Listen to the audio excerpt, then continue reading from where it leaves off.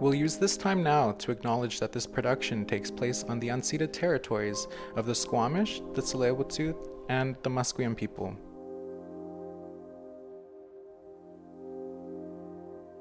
Our intention for this podcast is to provide a space where survivors can share with us their lived experiences and what it was like for them to navigate health and wellness after residential school.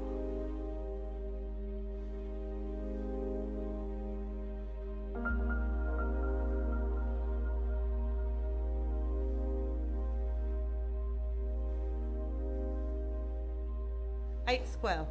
Welcome to Woven Spirit Threads of Wisdom. I am your hostess, Jodi Bob. I hail from the Snutnawis and Cowichan First Nations on Vancouver Island. Today I have the privilege and the opportunity to be sharing this room with Chief Robert Joseph. Gila Kesla, greetings to you. Greetings to everybody who will be viewing this podcast. My English name, of course, is Robert Joseph. My ancestral name, my chieftain name is KwinKwinXaLigedzi Wakaas. Translated, it means Big Thunderbird Awesome River. Thank you so much for sharing. I really appreciate that. I'm so happy to be here. I think the topics are relevant. We're in a time of huge change and passing on the torch, so to speak, from the old generation that I belong to beautiful young people like yourselves is a really important jump-off stage for the next generation. And I'm hoping that with whatever I have to say, whatever you ask me today, that I might be leaving clues about how we can move forward in a better way together with everyone. I'm Kwakwaka'wakw. I'm one of the last few fluent speakers of that language. We all know that's a result of colonization, of course.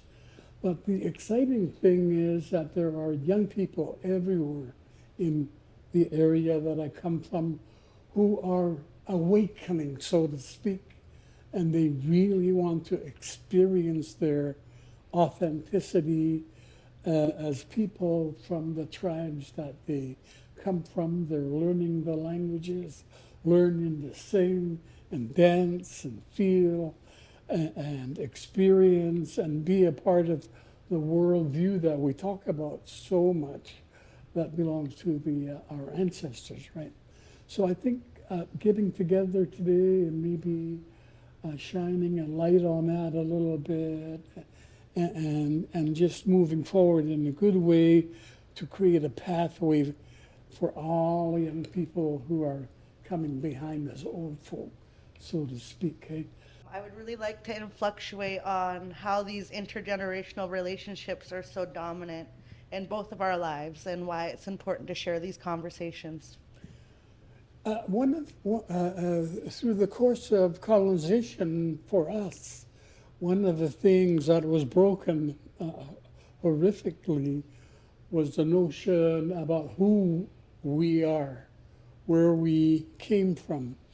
And that included being able to recite our Genesis stories and be able to point to sacred places where our first ancestors manifest.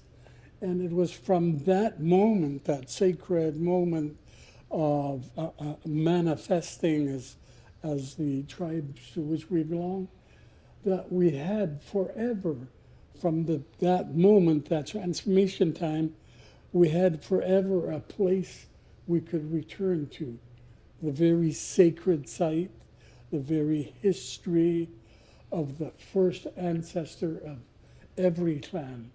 When we were colonized, I think the newcomers did a really good job of trying to erase that memory from us. And we found ourselves disconnected, not really knowing who we are, and drifting away from the principles and the imperatives that would have allowed us to always know who we are, where we come from, and what our histories were, what was important to us.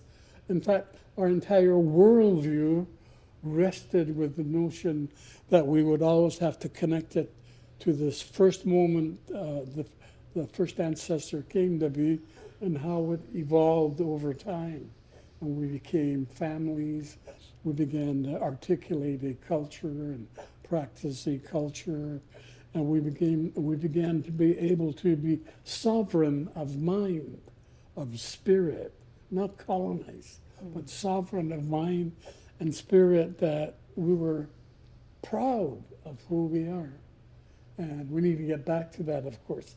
And for those who are listening and watching, Chief Robert Joseph is an author of the book titled Namwayut.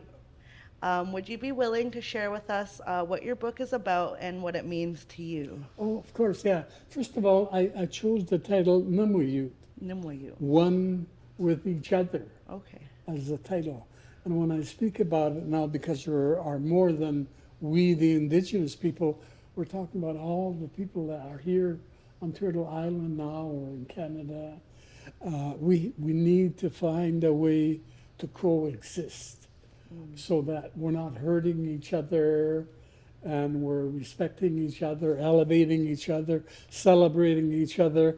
And the only way we're going to be able to do that is if we can create relationships between all these guys who are foreigners, guys and gals who are foreigners, so that when our children, my children, their children begin to grow together, there's some degree of respect and dignity associated with that relationship.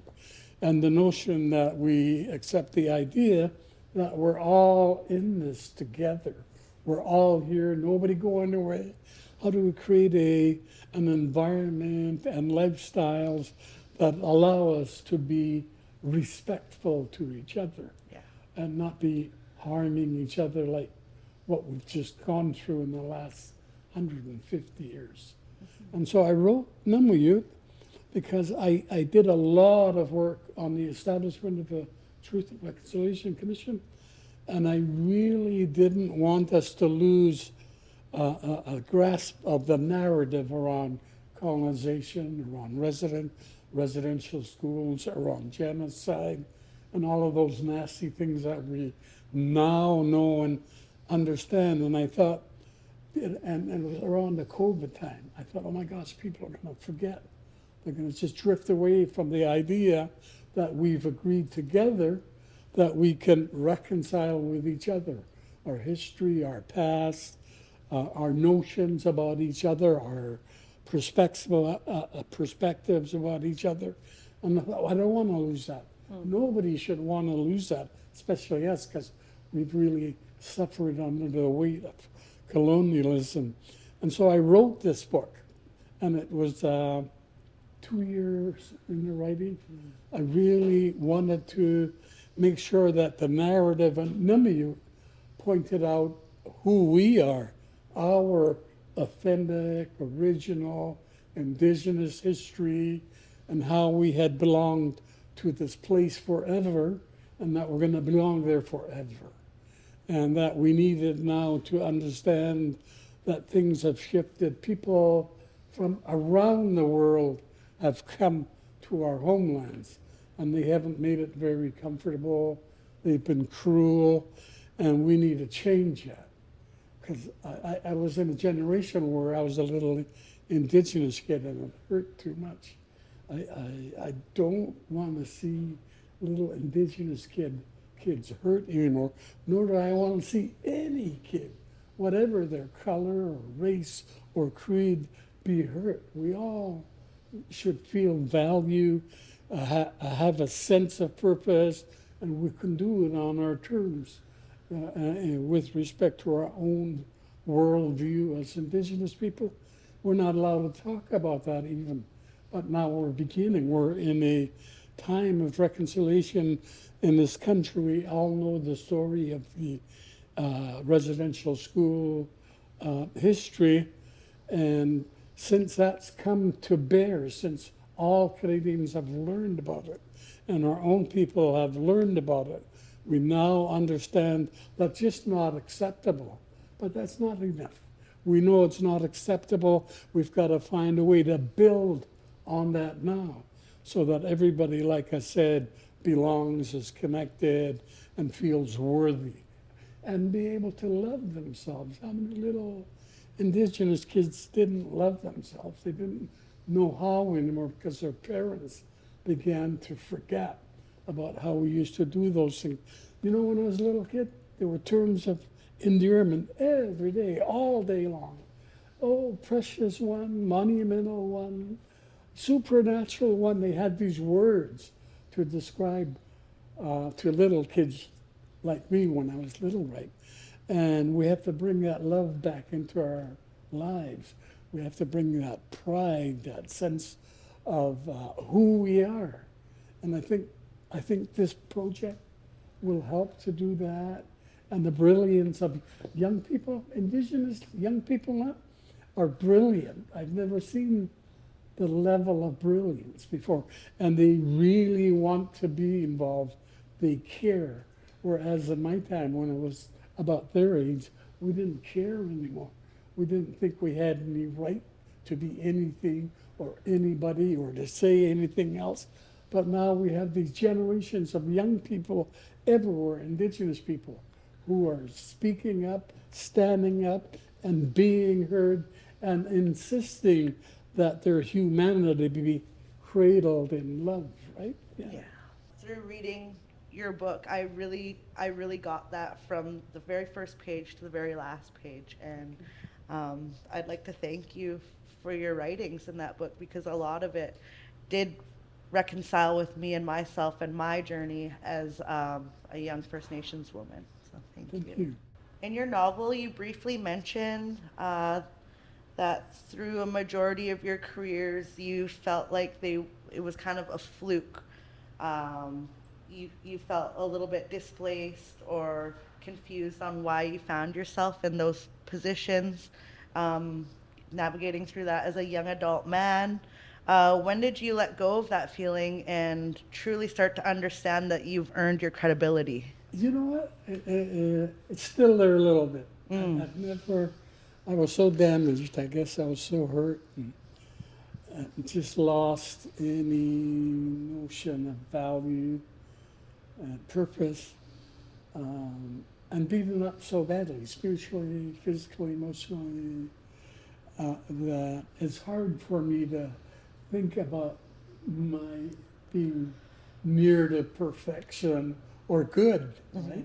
I always have these little voices in my head that said, no, you're too broken, you're not very smart, you didn't do well in school, and you became an alcoholic, and you lived a broken life.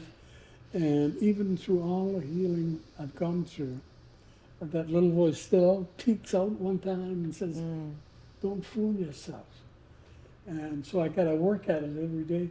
And one of the really important lessons I've learned is that I not only look at just my physical self when I'm trying to be better or well, is looking at the spiritual side of me. That there it's untouchable, it's not subject to being colonized by anyone. As long as we nurture it and we speak to it and we empower it to be the central driving force in my identity. So that no matter what happens on the outside, I've got this other self in me that says, oh no, I'm going to stand, I'm going to remain standing on my feet, and I'm going to be proud, and I'm going to keep trying. I know I'm not perfect, but I'm going to always do the best that I can. I do deeply understand that that is a very common experience for not only First Nations people, but for anyone that was born and raised with traumas that they're fighting through every day, going into their careers. So thank you so much for that. So in brief, we acknowledge that honoring ourselves and honoring our spirit and honoring our culture and honoring our woman and honoring our history and our neighbors is a huge part of the foundation that, builds us around reconciliation. What would your advice be for someone who is ready to start and commit to their healing journey? Well, I think it's really, first of all, important to acknowledge that we've been hurt. I worked a long time working crisscrossing the country, going to survivor meetings all across the country. When this narrative or story about residential schools first broke, and the first thing that I noticed was we didn't even understand why we were hurting so much, why we were so broken, and I went to hundreds of meetings all across the country because I worked for the residential school project actually, and for some national committees of government and AFN and others. And I was at this meeting and we were cycling. Nobody seemed to be able to give some direction where we could individually or collectively as indigenous people move forward. And I went to a big meeting in Alberta and these two indigenous women were there and they were obviously academically inclined or educated. Because they said, we want to talk to you about trauma today. Well, first thing, trauma, what on earth is that? And I realized afterwards, of course, that none of us really ever had heard about trauma or understood trauma. And I came home and I thought about it and I thought about it and I went to other meetings, and the more that word trauma became understood or known about, I realized that people's mindsets were shifting as soon as they understood what it was that made us the way we are, why we loathed ourselves sometimes, hated ourselves sometimes, or just had no idea how to move from hurt and harm and pain and darkness and despair. We suddenly realized, oh, it's this trauma. And suddenly I began to understand, now that I know what it is, a little bit at least, I'm not expert on trauma, I could deal with it. And all of a sudden the dynamic among survivors across the country started to change. We weren't just nutballs or we weren't just DNA not correctly put together. It was because of the experience and the legacy that we inherited from colonialism and reconciliation, residential schools, that we could actually visualize that and begin to understand it and begin to work from that. And so that was a real underpinning of the gigantic healing movement across the country of your parents, grandparents, and others. And I think, and finally the Truth and Reconciliation Commission was established, of course, and that allowed all of us to be in a conversation, including the colonizers, because otherwise they could have always just looked the other way and not taken any responsibility. But because of the Truth and Reconciliation Commission, we were able to begin to tell our stories to everyone, and everyone then had one mindset: oh my God, are we that together? Did we do that to those people? And finally, big segments of Canada began to accept responsibility for that, to see the truth, that they weren't perfect just because they were of a lighter color or whatever it was, right? And I really want to say this to survivors out there. We should really be proud because of the survivors who were brave enough, had enough courage to begin to tell their stories that other Canadians began to understand, and the change has started happening. This country, while most people say, nah, it's all phony stuff, the reconciliation stuff, it's not. There are hearts and minds, souls and spirits that have shifted and will never go back to where we've been.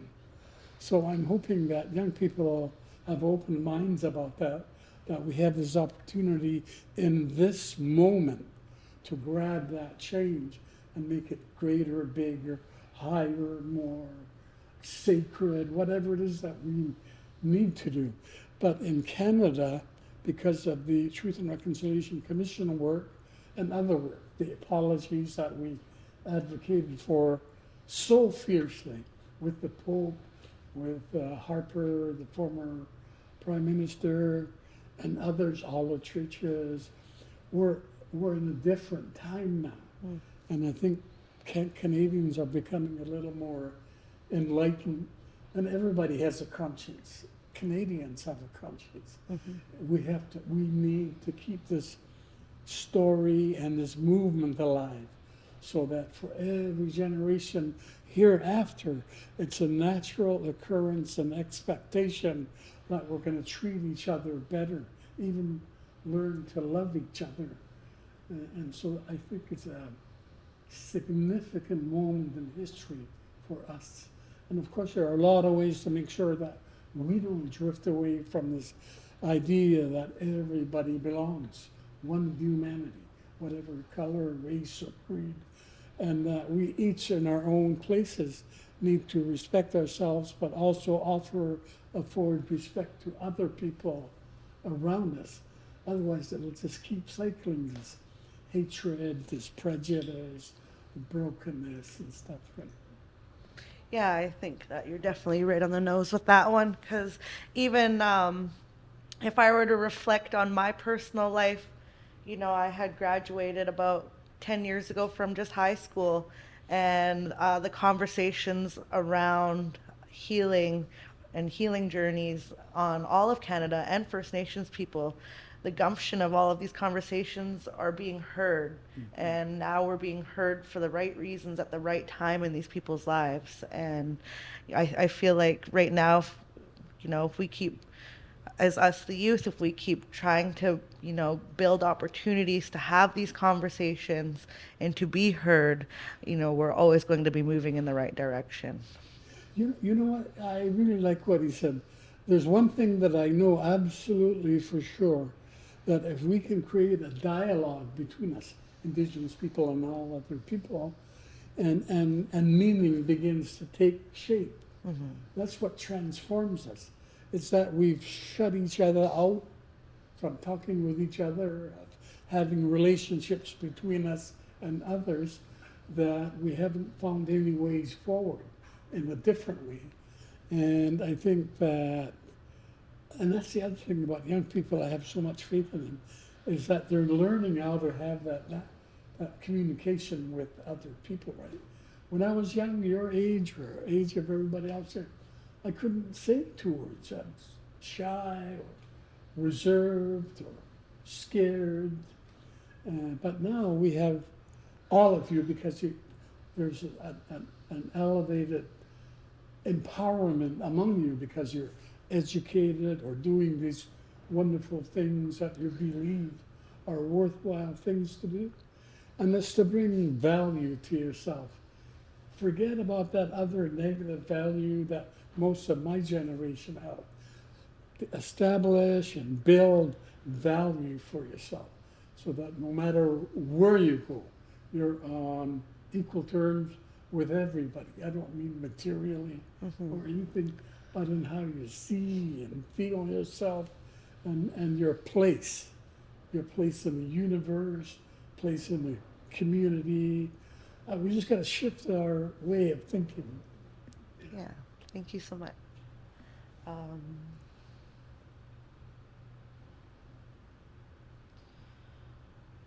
With all of this being said, would you be willing to share with all of us here at Woven Spirit and all of our listeners and watchers, dissect and jump in a little bit to more of what your healing journey specifically looked like and some of the barriers that you had to overcome through that process? You know what? I was so broken, and my world was so desperate.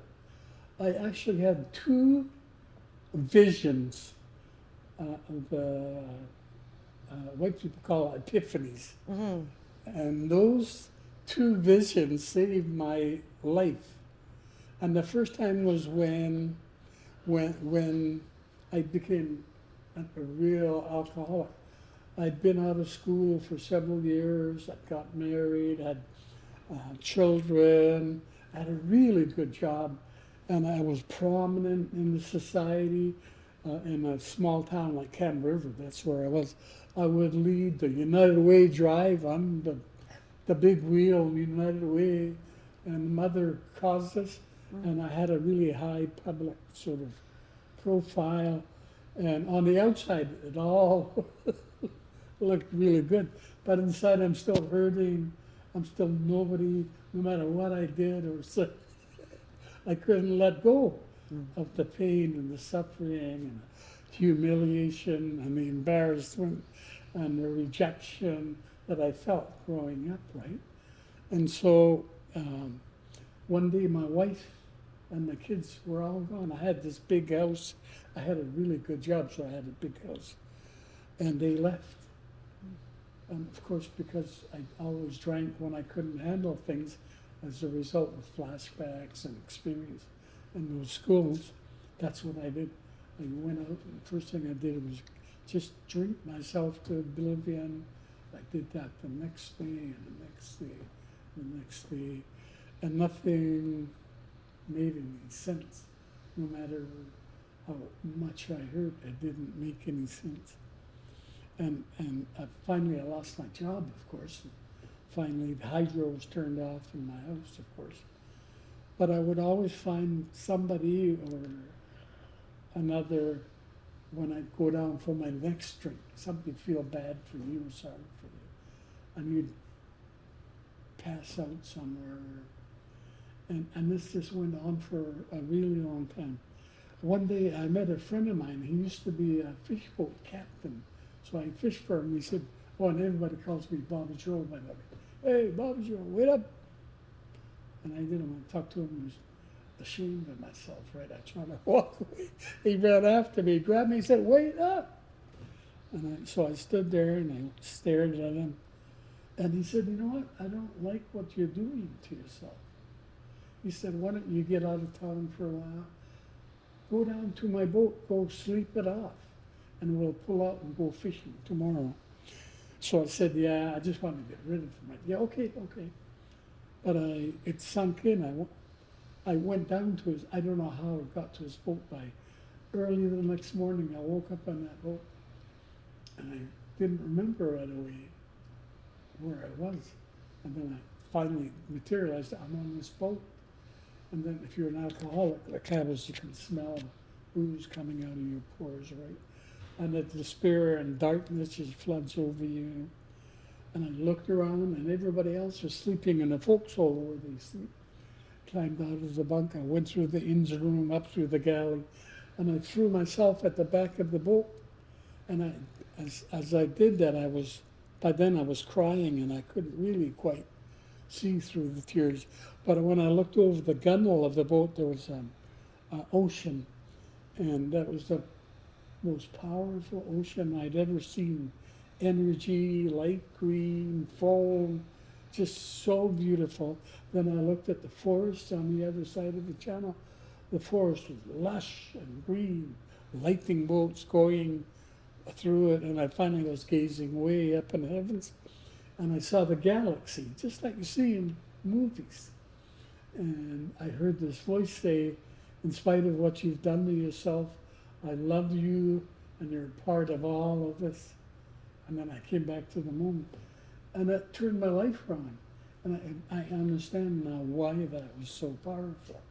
Because when you're a little kid in school, and nobody cares who you are, where you come from, and you don't have any value, and you're lonely, when this voice said, you're a part of all of this, and I love you, those were the two strongest emotions that I've been seeking all my life. And then it's just been history after that. I became a little bit famous, did big things, little things, kept moving along. Now I'm an old guy, and I'm so happy for the balance and the harmony and the happiness that I found in the last little bit of my life. It's still worth it. So remember when you're living out your life, And sometimes when there's a long piece that's dreary and hard, but you find a bright spot here, it's still worth it. And then you look back at all of that other stuff and say, I learned from that, I benefited from that. And so you've lived your purpose. Everybody's born to a purpose, all of us. And most people think, oh, I'm going to search for my purpose.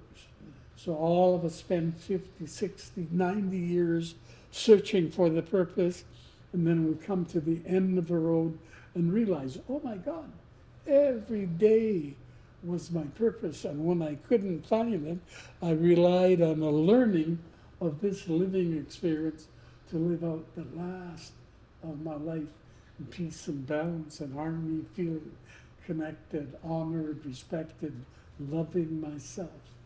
And it's really important to have a perspective of yourself and nurture it, cradle it, tell yourself you love you, you're important. Other people love you. You have a reason for being here, and you're going to live all of your life every day finding that reason, that it's not all wrapped up in ribbon and one time given to you when you found it. It's an every day that you live, which means live out every day to your best ability. Be the most valuable in the ways that you think about yourself. Be compassionate, loving, caring, reaching out to others. Don't wait for an end, fairy tale end. Live your life every day. That's what I got to say for young people, and I think they're doing that without thinking about that. More and more young people, right? Definitely. While you were sharing your story, that's something that I deeply struggled to understand in my adolescence. I didn't understand why my immediate family or my grandparents or my aunts and uncles in the community were the way that they were, because I had a lack of understanding. So therefore I just couldn't sympathize with them until I became aware of what was going on in their hearts and their minds, and the battles that they were genuinely struggling with. Now that I'm an adult woman, that's something that I'm very, very, very careful around, and I do have forgiveness and agency for that. But from my own personal experience, I just had a lack of understanding and knowledge around what people were going through and how some people weren't able to gauge onto their healing journey. Yeah.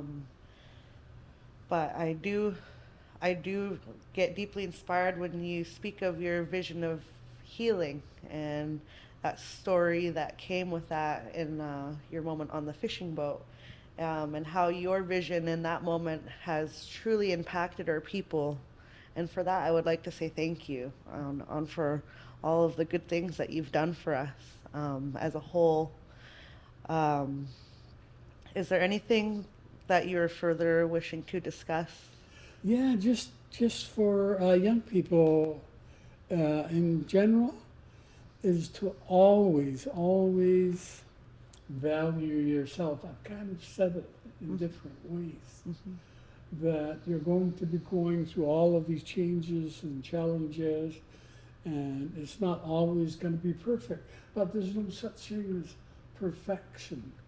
It may be there, and it's perfect because it's perfection and not reachable.